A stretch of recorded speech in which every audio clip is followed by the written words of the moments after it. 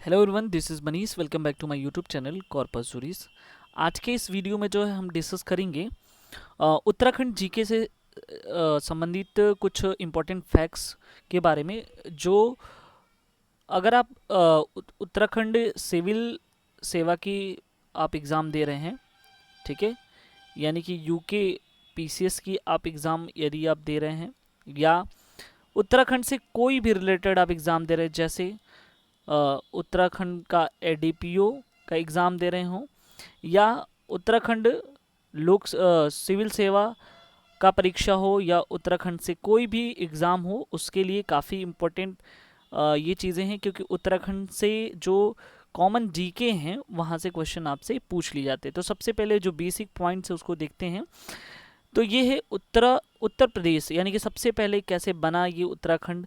तो उत्तर प्रदेश के 13 हिमालयी जिलों को काट कर, ठीक है ना, 9 नवंबर 2000 को भारतीय गणतंत्र दिवस के 27वें, ठीक है, यानी कि 27 जो गणतंत्र दिवस मनाया जा रहा था, तो उस टाइम जो है इसे जो है ये क्या किया गया, बनाया गया, यानी उत्तर प्रदेश से ये इसे अलग करके एक राज्य का दर्जा दिया गया, गठन किया गया, और वो नाम था उत्तरांचल। ठीक है ना। यानी कि एक क्वेश्चन यहाँ पे बनेगा कि कब जो है इसे अलग किया गया, तो याद रखिएगा उत्तर प्रदेश से 9 नवंबर सन 2000 को इसे जो है उत्तराखंड को अलग राज्य बना दिया गया, और वो कहलाया उत्तरांचल। ठीक है, उसे जो है उत्तरांचल के नाम से जाना गया। ठीक है, अब देखिए उत्तरांचल तो यहाँ पे कह दिया गया। आगे चल करके 1 जनवरी 2007 को वो फिर से, यानी जो उत्तरांचल नाम दिया गया था वो नाम बदल करके उत्तराखंड कर दिया गया। ठीक है, तो ये कुछ इंपॉर्टेंट फैक्ट्स हैं जो आपके दिमाग में होने चाहिए। ठीक है, अब देखिए जब गठन ये हो गया 2000 में, तो 2001 में क्या हुआ कि जो प्रदेश सरकार थी, यानी कि जो स्टेट गवर्नमेंट थी, अब यहाँ पे ये चीज़ हुआ कि भाई जब प्रदेश बन गया है, यानी एक स्पेशल राज्य बन गया है, तो उस राज्य के कुछ जो राष्ट्रीय चिन्ह होते हैं उनका निर्धारण भी करना होता है। ठीक है, तो उनके कुछ नीचे जो है संक्षिप्त वर्णन दिए गए हैं, उसको हम डिस्कस कर लेते हैं। क्या क्या चीज़ें हैं उसको अच्छे से हम देखेंगे, हर एक पॉइंट्स को, हर एक पहलुओं को हम देखेंगे, कि ताकि जहाँ से भी क्वेश्चन ये पूछे जाएं वहाँ से हम देख लें। ठीक है, अब देखो यहाँ पे राज्य चिन्ह की बात कर रहे हैं। राज्य चिन्ह में क्या होता है कि जो भी शासकीय कार्यों के लिए जो है राज्य चिन्ह की बात किया जा रहा है, तो वहाँ पे सबसे पहले अधिकतर जो वहाँ की जो बनावट है, यानी उत्तराखंड की जो भौगोलिक स्वरूप है, उसकी झलक जो है राज्य चिन्हों में मिलती है। जैसे अगर देखा जाए तो राज्य चिन्ह में, इस चिन्ह में एक गोलाकार मुद्रा में 3 चोटियों की श्रृंखला है। ठीक है ना, यानी कि 3 पर्वतों की चोटियां एक गोलाकार में बनी हुई हैं, और ठीक उसके नीचे, यानी कि पर्वत के नीचे, यानी कि ऐसे अगर 3 चोटियां बनी हुई हैं, और ठीक उसके नीचे जो है ऐसे ही क्या है, गंगा की 4 लहरों को दर्शाया गया है। तो ये चीज़ दिमाग में रखिएगा कि अगर राज्य चिन्ह पूछे तो याद रखिएगा कि वहाँ पे क्या है कि राज्य चिन्ह में 3 पर्वत चोटियाँ हैं, और गंगा की, उसके ठीक नीचे गंगा की जो 4 लहरें हैं उनको दर्शाया गया है। और सबसे एक अलग बात यह है कि बीच की, यानी कि जो बीच की चोटी है, यानी कि जो पीक पॉइंट है, ठीक है, वो अन्य दोनों चोटियों से ऊंचा है। ठीक है ना, बाकी दोनों ऐसे चोटी हैं, ठीक है ना, उससे ऊंचा जो है ये बीच वाली चोटी है, तो याद रखिएगा। और ठीक उसके मध्य में, ठीक है ना, यानी कि नीचे गंगा बह रही है, यहाँ पे ठीक मध्य में जो है क्या है, एक अशोक का लाट अंकित है, जिसमें जो है ये आपको पता होगा कि जो सत्यमेव जयते है यहाँ पे लिखा गया है, और सत्यमेव जयते कहाँ से लिया गया है, मुंडकोपनिषद से लिया गया है। यानी कि सत्यमेव जो वाक्य है, सत्यमेव जयते, वो मुंडकोपनिषद से लिया गया है। तो याद रखिएगा राज्य, फिर से मैं रिकॉल कराता हूँ, राज्य चिन्ह क्या है। राज्य चिन्ह जो है याद रखिए 3 पर्वत चोटियाँ हैं। ठीक है, राज्य चिन्ह में 3 पर्वत चोटियां हैं। बीच वाली चोटी क्या है, बड़ी है, बाकी की दो छोटी, जो चोटी है अगल बगल वाली, वो छोटी है बीच वाली से। और इसके ठीक नीचे जो है अशोक का लाट है, जिसपे जो है सत्यमेव सत्यमेव जयते लिखा हुआ है, और ये सत्यमेव जयते कहाँ से लिया गया? मुंडकोपनिषद से लिया गया है। और इसके ठीक नीचे जो है एक चार जो है लहरें दिखाई गई हैं, किसकी? वो भी गंगा की, ठीक है, वो भी गंगा की चार लहरें बहती हुई। तो ये जो है वहाँ का राज्य चिन्ह के रूप में इसके अंकित किया गया, ठीक है। आई होप ये चीज़ें समझ में आया होगा। अब देखते हैं कि उत्तराखंड के जो राज्य पुष्प हैं वो क्या हैं।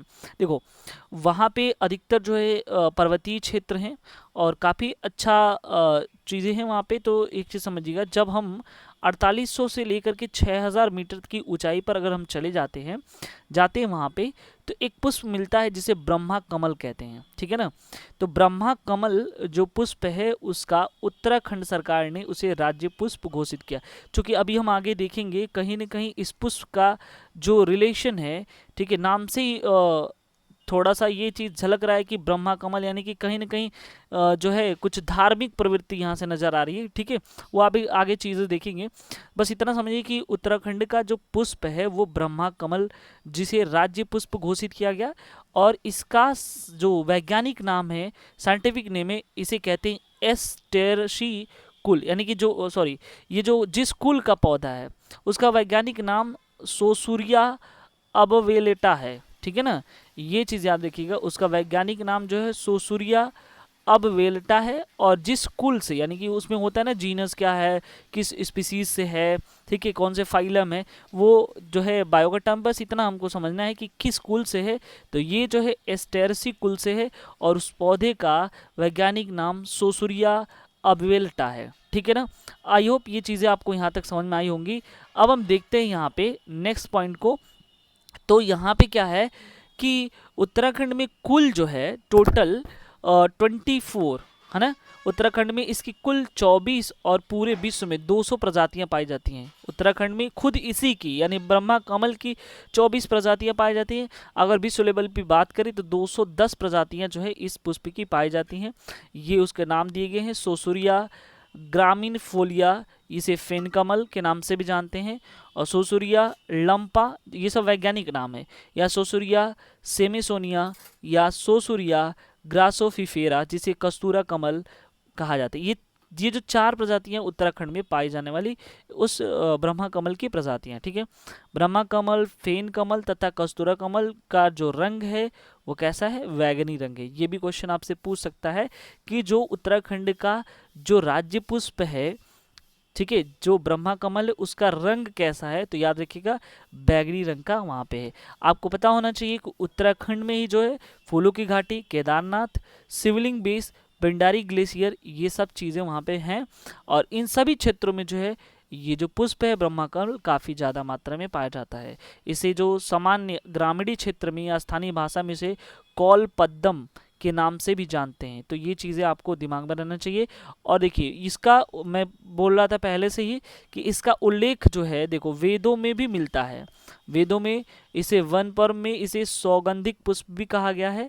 और इसके पौराणिक मान्यता के अनुसार जो है इस पुष्प को केदारनाथ स्थित भगवान शिव को अर्पित करने का विशेष प्रसाद के रूप में बांटा जाता है। कहा जाता है कि केदारनाथ में जो है ये एक पुष्प जो है भगवान शिव को प्रसाद के रूप में बांटा जाता है, ठीक है। तो याद रखिएगा ब्रह्मा कमल के पौधों की जो ऊंचाई होती है 70 से 80 सेंटीमीटर होती है। ये पौधा कब आपको देखने को मिलेगा? जब जुलाई से सितंबर के महीने में, यानी कि ये लगभग 3 माह तक ये पौधे खिलते हैं। और इनका कलर जो मैं पहले ही बता चुका हूँ कि बैगनी रंग का होता है। सामान्य क्या होता है जो पुष्प होते हैं टहनियों, ये यानी कि कह रहे हैं कि टहनियों में नहीं, ये बल्कि जो पीले पत्तियाँ होती हैं उनकी जो पत्तियाँ होती हैं उनसे निकले हुए कमल के जैसे, कमल के पत्ते के जैसे होते हैं ये पुष्प वहाँ पे गुच्छे के रूप में मिलती हैं, ठीक है ना।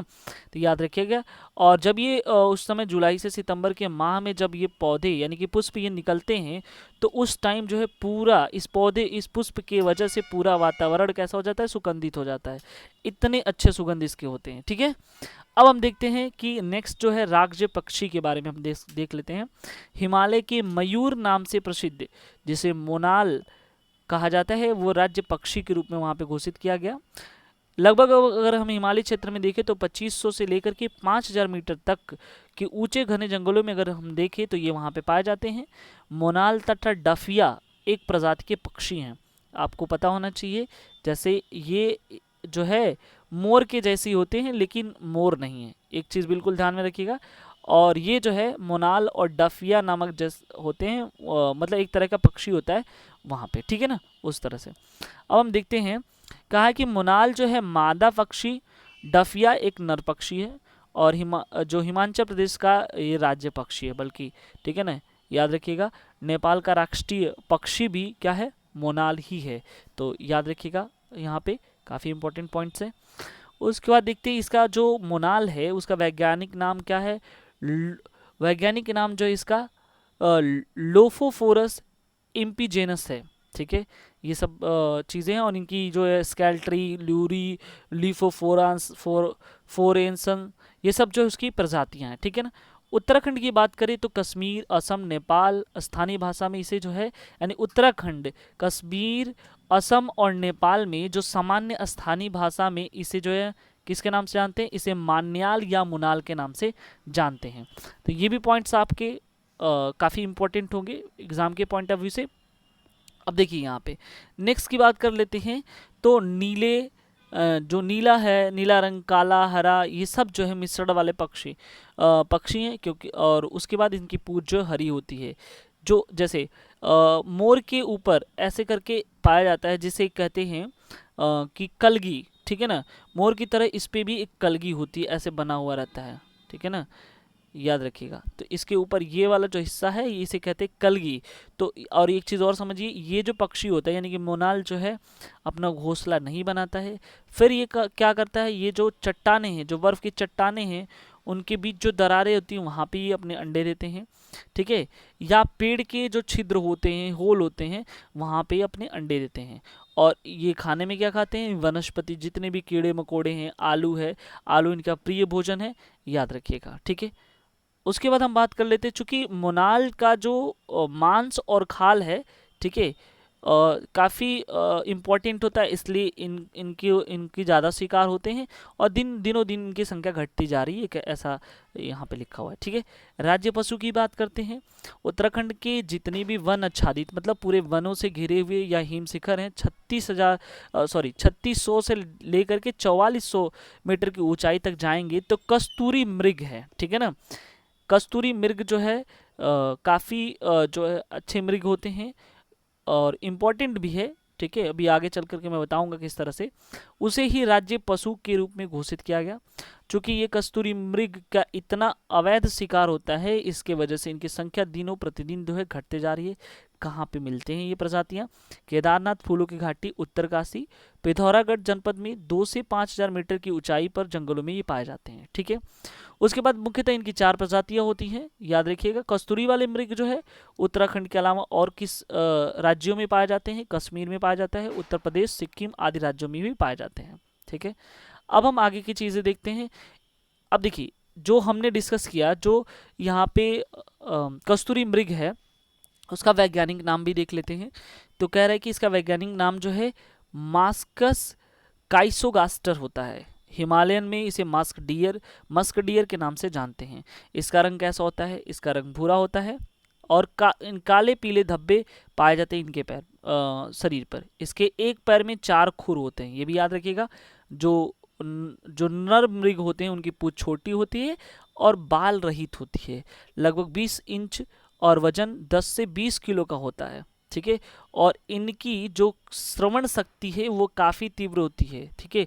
थोड़ी सी भी आहट से ये जो है पहचान लेते हैं, आवाज़ को सुन लेते हैं, ठीक है। आत्मरक्षा के लिए यानी कि सेल्फ डिफेंस के लिए इनके पास सींग होती है, सींग के बजाय 2 बड़े बड़े दांत होते हैं जो बाहर की ओर निकले होते हैं। लगभग इनकी औसत आयु 20 वर्ष तक ये जीते हैं, यानी कि 20 वर्ष होती है।